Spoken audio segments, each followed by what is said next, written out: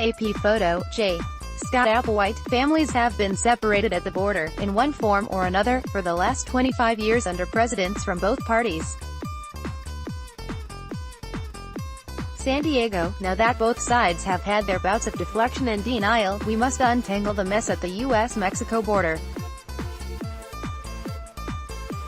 As you know, a big part of that mess is that, before they could plead their case for refugee status, more than 2,500 children were separated with no plan to reunite them with their families.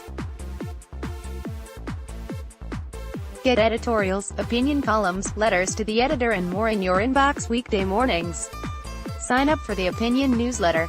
America doesn't play fair. It insists that those who seek refuge follow the rules, then it changes the rules. It tells the desperate to only come through designated ports of entry, but when people do so, it turns them away. Ad choice advertising and red invented by teens. We say that asylum seekers must show credible fear of persecution, then we declare, as the Trump administration did recently, that victims of anti-LGBT abuse, domestic assault and gang violence need not apply. Before liberals get all high and mighty, a similar crackdown occurred in 2014. The Obama administration made it harder for those seeking refugee status to get asylum by narrowing the definition of what it means for someone to face a significant possibility of persecution.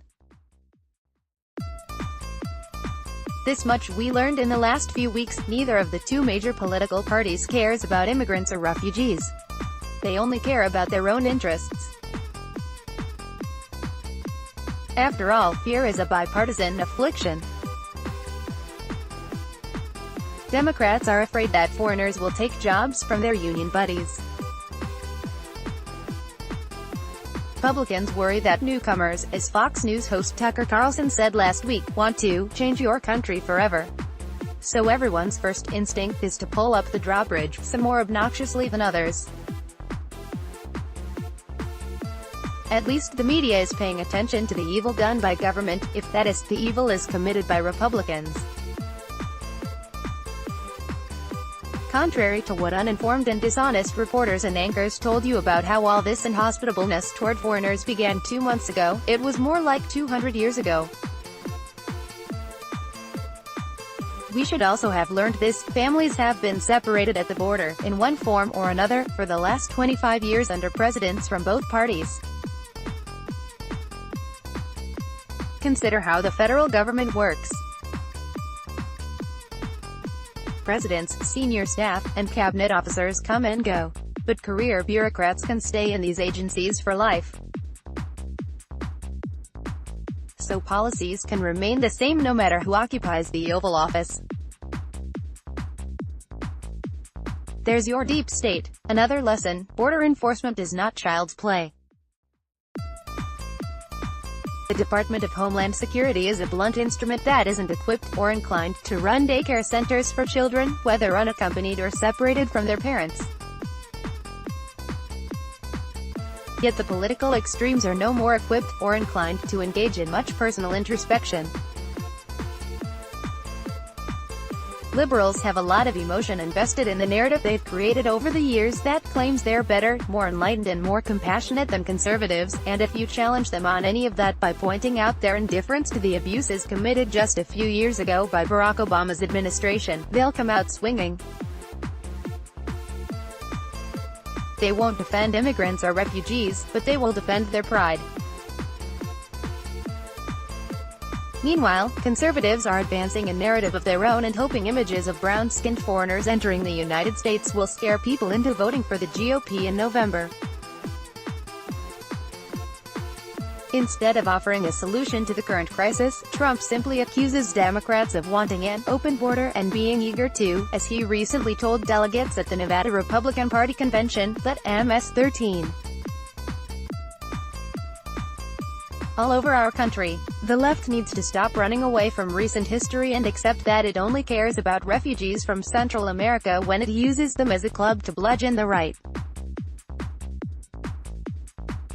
Conservatives need to stop deflecting attention away from what Trump is doing wrong by pointing to earlier wrongs committed by Obama, which, by the way, those same conservatives said nothing about at the time.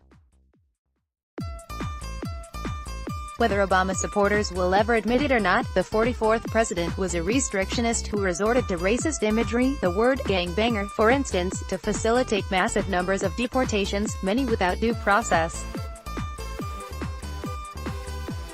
On the border, he carried out many of the same abusive policies toward refugees as his successor, albeit more discreetly and less abrasively. He damaged our nation's reputation as a haven for the persecuted and picked on. Those are the facts. Obama failed at the border, but at least he seemed to aspire to what he promised the American people: hope and change. All the GOP offers, when uninvited guests arrive at the front door, is terror and nightmares.